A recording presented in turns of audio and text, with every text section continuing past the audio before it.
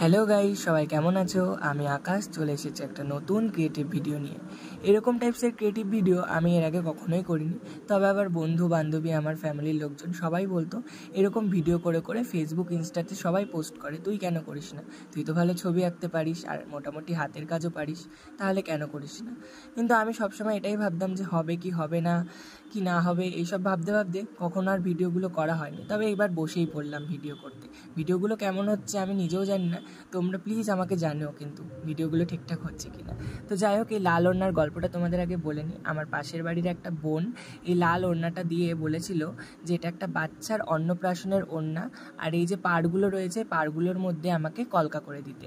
তো ওই সামনের ওই পাড়টার মধ্যে বাচ্চাটার নাম, আর এই পাড়টার মধ্যে বাচ্চাটার যে অন্নপ্রাশন তার ডেটটা লিখে নিতে বলেছিল। আর এইদিকে দেখো, রং তুলি নিয়ে কাজটা শুরু করে দিয়েছি। প্রথমেই বাচ্চা মেয়েটার নামটা লিখে নিয়েছি। নামটা ছিল শ্রীনিকা। এর আগে আমি কখনো নামটা শুনিনি, তবে আমার বেশ ভালো লেগেছে নামটা।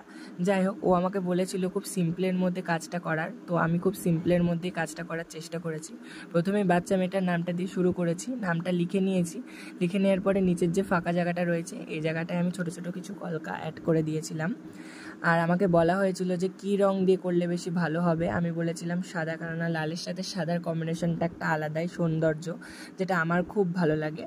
আর এই যে সাইডের কিছু ফাঁকা জায়গা ছিল, এই ফাঁকা জায়গাটার মধ্যে আমি কিছু এস কলকার মতো কলকা করে দিয়েছিলাম। আর এদিকে ওর কথা অনুযায়ী আমি এখানে অন্নপ্রাশনের ডেটটাও লিখে নিয়েছিলাম।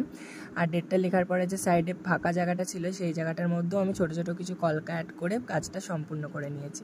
তো এই যে এটা হলো আজকের কাজের ফাইনাল লুক। কেমন লাগছে অবশ্যই জানিও। ভালো লাগলে লাইক আর শেয়ার করে দিও, আর ফলো করে সবসময় পাশে দেখো। আর তোমরাও যদি এরকম কাস্টমাইজ জিনিস অর্ডার করতে চাও তাহলে আমাকে ইনবক্স করতে পারো। আর এই যে কিছু ফটো অ্যাড করে দিলাম, দেখে নিও তোমরা। বাই।